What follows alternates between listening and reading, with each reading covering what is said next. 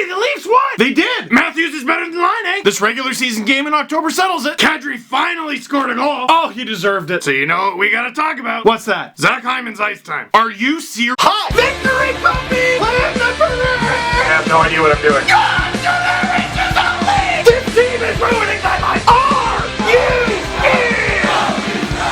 Victory puppies! Oh, good boys, I miss you. Oh, Charlie, geez, okay, we're a little rusty. The good boys, strong and free. Oh my goodness, I haven't seen you for a week. Leafs win 4-2 over the Winnipeg Jets. I know that because it says Jets on the jersey. Before I talk about the game, let's settle something once and for all. Hockey Twitter is getting torn apart by this. The Winnipeg Jets' third jerseys, are they ugly or awesome? The correct answer is the jersey is awesome. The logo is ugly. I don't know what it is about hockey fans, but I have it too. The first time you see a jersey, you're like, that might stink. And I see this new Jets third, and I'm like, baby blue, huh? But then I saw it in action, I'm like, that's not so bad. But the logo is just Jets in cursive writing, which isn't a logo, it's writing. I don't know, to me it just looks a little too EASHL video gamey. I actually think the colors look awesome. But the players wearing them did not look awesome against the Toronto Maple Leafs, who had an excellent game. And they better have. They had enough time off. You lose back-to-back games, only score one goal in those games combined. As you head into a Wednesday-Saturday home and home against the Jets,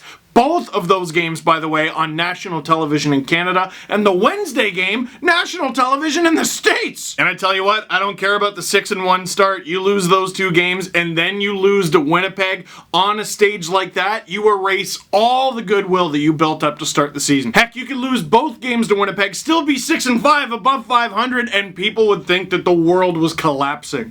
To finally have expectations, huh? But instead, it was the Jets opening up a new square. They're on this big stage as well. They actually kind of look flat. I thought the Leafs had the lion's share of the chances in the first. Matthews waiting for it in the slot, no avail. Tavares also close. And the Jets weren't useless. They had their fair share of shots, and Freddie looked great when called upon. And to the credit of the Leafs defense, not so much in the third period, but through the first and second periods, they were great in front of their own net. The whole team. It seemed like all game the Jets would have the puck behind the net or to the side of the net and try to throw it into the slot, and the Leafs just wouldn't let them. The Leafs had a great game with their feet and with their sticks, a lot of stick lifts in front. And the goal that gets the Leafs on the board first is a result of the Leafs finding some space and then not giving any to the Jets. A rebound comes out to Patrik Laine on the half-boards. He can't clear it because Matthews grabs it before the blue line, and now he's all alone. He gets it to Kapanen with lots of space in the slot. Backhand stopped, but there's a rebound. Laine swipes at it. Scheifele tries for it too. Neither of them get it. It's Matthews banging away. That stopped too. Another rebound. Laine has a chance to clear it again. Cannot because Patrick Marleau's all over him. Kapanen collects it in the slot, rips it, scores! His fifth of the season, unassisted.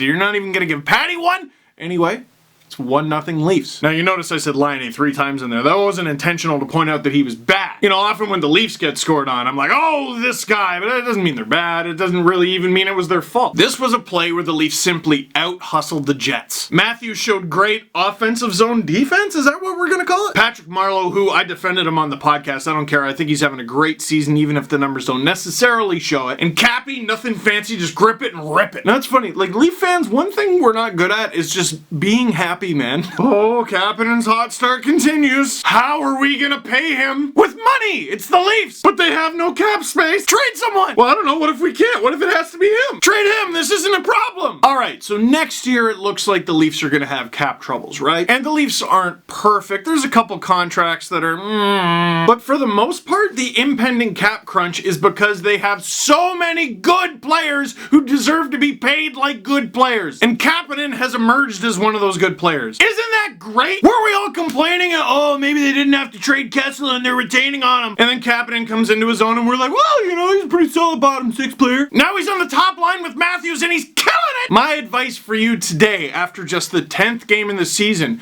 Leafs fans, allow yourselves to be happy. You never know, you might enjoy it. Let's talk about the second. First period wasn't exactly a defensive masterclass by either team. The shots were 18-14 in favor of the Leafs, and that's just the shots on goal. The teams had 16 blocks apiece in the game, but the Jets were missing the net all night. The Leafs have a power play early in the period, but to no avail. Big stops from Hellebuck. And it's hilarious how spoiled we are. Every time that unit doesn't score, I get tweets about it, like, oh no. Dude, watch it again. Even when they don't score, they're a nightmare. But funny enough, it's the fourth line that comes through after that. They're banging away in the offense. defensive zone, which is really all you can ask for your fourth line. Heck, it was everything Babcock could do to even get them on the ice because the Jets weren't playing theirs. Gauthier taken away in the corner, but the Jets free it up a little. Ozhiganov, sensing this, goes in for a pinch. Now, it's not necessarily successful because the Jets still managed to force it out to the blue line, but, forward support! Levo actually reads it! Yes, Josh! Holy smokes, if the Leafs had a weakness. I can't believe I'm actually praising a forward covering for a pinch, but they did it! And he gets the puck and he stops it from crossing the blue line, and he whiffs on it completely. But he still has time, recovers, just sort of lazily lobs it on net. I don't know, he might have even been going for a line change, and Tyler Ennis is just camped in front, chilling with time and space. Tip, just a little one for a little player, but it's a big goal. Leafs up 2-0 on Tyler Ennis's first as a Toronto Maple Leaf. That had to feel great. By the way, I said little tip for a little player. I looked it up on NHL.com. I did not realize he's 5'9", 161. Like, no joke, Ennis is the size I was in like grade 6 or 7. So when I was like 12 or 13 years old, and this guy's in the NHL. But size doesn't matter when I suck at hockey, and he does not. Not only his first goal as a Leaf, but his first goal in 24 games dating back to February 19th of last year with the Minnesota Wild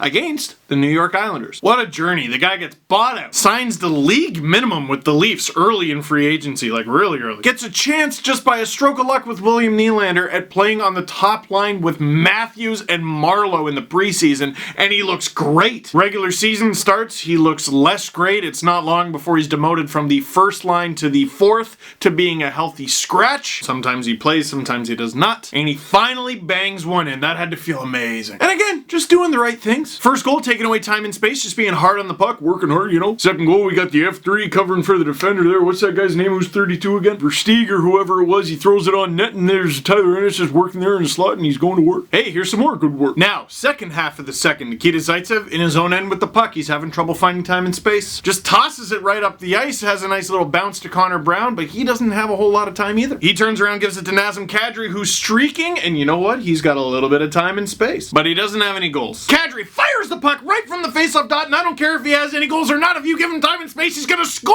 it eventually, and he does! The Leafs are up 3-0, and Nazem Kadri finally scores. Oh, can we now relax? Can we all just relax? Here, you know what'll help you relax? It's time for scoring a frickin' goal with Nazem Kadri Bob Ross. Get off my turf, bear! Hi there, it's so good to see you again. I'm Nazem Kadri Bob Ross, and I've been reading all your hatin' ass tweets. Instead of showing you how to draw a penalty, we're gonna go ahead and draw a goal. But first, I'm gonna switch sides because I forgot I'm right-handed. You know, how do you forget that you're right-handed? I don't know, it's the same way you forget how to score a goal. Okay. But you know, in life, you're not always gonna have a clear path to your goal. Sometimes you're gonna have a defender in your way, like Jacob Trouba. But sometimes, if you're lucky, he's just gonna kind of stick out his stick like, you know, he's not, And of course, what do you need to score a goal? Obviously, a net to snipe on. This is all you can see in the behind the net replay, but we're going to use our imagination to draw the rest of the net. Yeah, that's what an NHL net looks like for sure. Of course, you also need a tendy to snipe on, so we're going to put in Connor can't even smell a puck right here. There's his stick. He's guarding the 5-hole there. And this is great because he's left a nice little area open right there, so you're going to take the puck from right here and you're going to snipe it on him. You're going to put it right there. You're going to finally score and prove everyone they were wrong about you not. This has been another edition of Scoring Goals with Nazem Kadri Bob Ross. Get your hands off me! And the Leafs are up 3-0, and they're showing no signs of slowing down. In fact, that shot was the Leafs' 8th of the period to the Jets' 1. And the Jets just look disorganized. They're a mess. Trouba's there, making it look like he's guarding a 2-on-1. He's pointing at his teammate like, I got Nas. No, you don't. And in fairness, I didn't see who the Jet was, but Per Lindholm's coming in, and he was relatively unguarded. He's banging his stick. And I wonder if that little hesitation, thinking that, Nas might be passing the puck to an open man, I wonder if that is why the glove side was open. You know what? Here, I'm going to throw out another theory. It's just because Nas is sick. And on the game, the Leafs head into the third, outshooting the Jets 28-18, and on the period, they outshoot them 10-4. Dude, it's the Winnipeg Jets. They have way too much firepower. They even had a power play in that period, and they only mustered 4 shots at home? I mean, give the Leafs credit for their defensive performance, but that's terrible from Winnipeg. Aren't they capable of better than that? The third period revealed, yes, they are, as they pepper Freddie with 22 shots. Ehlers in front misses the net, as he has for a while. But no matter, Jacob Trouba's in the corner to collect the rebound, he throws it out front again, which the Jets have been trying all game to no avail. There might have been a miscommunication in front of the net between Morgan Riley and John Tavares because they both just give Ehlers this little bit of sunlight. And that's all he needs to bury it. Beats Freddie, throws the monkey off his back, the roof blows off the MTS Center, as it does every game. Must be so expensive for True North, and the Jets are on the board. But whatever, the Jets aren't coming back. It's not like the Leafs had a 4-0 lead. Still so bitter. Pretty much immediately after, Connor Brown takes a hooking call and the Jets go to the power play. And then what I think might have been another miscommunication. Marner in the corner with Wheeler. He stumbles a bit and abandons him. Marincin, who's kind of got his stick with Scheifele in mind, attacks Wheeler and Marner goes after Scheifele. But the timing is all kinds of off. Scheifele's wide open. Wheeler's able to make the pass before Marincin gets there. Marner's nowhere to be found. Scheifele wires it as he often does. And not again! 6.5 minutes into the third, it's a 1-goal game. Are you joking? Leafs, there are Leafs fans in Winnipeg. Do not make them endure this again. Very shortly after that, Ozhiganov takes a penalty for crying out loud. And he's seeing way more ice because Ron Hainsey, where did Ron Hainsey go? It figures because Ron might have been playing his best game of the season, and I think he's injured. I didn't see an update after the game. But luckily, the Leafs penalty kill, which has been very good of late, and of which Ron Hainsey is an important part, kills it. And maybe ironically, it's Ozhiganov who gets the party started. He lobs it in the air to center, a few players go for it, John Tavares is the one who comes up with it. Little pass to Marner, who finds the littlest bit of space, because like Tyler Ennis, he's so little. And the defenseman he's bearing down upon is Dustin Byfuglien. Please don't get killed, Mitch. Instead, it's Mitch Marner with the toe drag around Byfuglien. Byfuglien's feet go together, Marner gets past him alive. Backhand from his knees, Hellebuck stops him. Tavares, easiest goal of his whole career. Tavares, however you pronounce it, he scored the goal to put the Leafs up 4-3. 4-2. Do shoot. I'm not going to redo that. And what's funny is my instinct after that goal was, oh great, the Leafs are going to crawl into their shell again. But thankfully, they didn't. They're attacking in the offensive zone. Hyman's generating stuff. The Jets get their chances. Obviously, they switch to an all-offensive style. They pull their goalie. Freddie had to come up big at least a couple times, making big saves. But he stops 20 of 22 shots in the second and 38 of 40 on the game. He wasn't named one of the 3 stars, which is a travesty. And the Leafs pull off the win. Oh, all of a sudden they get another road win. They're 7-3 and everything's sunny and rosy again. It's like we need 4 goals to survive. The 3 stars, by the way, Mitch Marner number 3, Nikolai Ehlers number 2, and Kasperi Kapanen number 1. I'm not one to get offended by the 3 stars, but 38 of 40, that's a pretty good game there, Freddie. And Babcock said something after the game that sort of made me concerned, but also chuckled. He sort of commended his team on the win, but then when talking about the third, he goes, well, you know, we still gotta learn how to win. This man, whose team is 7-3, I think they're undefeated on the road, and they just broke the franchise record for points in a season last year, said his team needs to learn how to win. And you know what's amazing? He's right. The Leafs have had a real tough time starting games this season. They've come out flat and been scored on first more times than they have returned the favor. But you know, they've been finding ways to win. But as bad as their starts have been, every time they get a lead late in the game, you're like, oh my god, here we go. Get out your barf bags, this is gonna be a rough one. Like, you know how I know it's October is there's no more fingernail or like skin around the thumb. You don't tut-tut at me. It's not a bad habit. It's actually a condition that I have called being a Leafs fan. And they gotta learn how to win. Hey, they won. And you know what? I thought it was a gritty win. They took away time and space. They found time and space. They were good with their feet. They were good with their sticks. They were supporting each other. Hey, how about this? Depth scoring. That was neat. The Marincin-Ozhiganov pairing actually looked fine. Both were +2. And what's interesting is, until I read an update on Ron Hainsey, which I haven't yet, that might be a pairing next game as well. Travis Dermott has been battling an illness. I assume he's better for Saturday. And if he is, my question of the game is, should Travis Dermott be on the top pair with Riley? Then you have Zaitsev Gardner and Marincin-Ozhiganov. Believe me, I would love for Justin Hall to get into a game. Saturday against the Jets, you're losing one of your main penalty killers. I don't know if that's it. Jets fans, if I were you, I'd want Paul Maurice to go all grumpy Paul Maurice on them. Because the Jets in this game were like the Leafs of the last couple. So flat in the first 2 periods, the second period in particular, and then flying, and they just find all this energy in the third. Where'd you get it? Where was it the rest of the game? You don't yell at them because they're bad, you yell at them because they're capable of better. That's how I would feel as a Jets fan. But I would feel happy about that new square that they were doing the broadcast from. As you can see, it's already quite festive. Live television. Questions, and I'm gonna stall because it's actually a few minutes before noon as I shoot this, and there might be some wave-a-wire news. There wasn't. Are you in? Yeah! Okay, how about another question? Oh, for crying out. Yeah! If Jesse Blake eats a normal slice of pizza crust first, then the tip, leaving the middle until last, isn't he actually saving somewhere around the outer middle until last?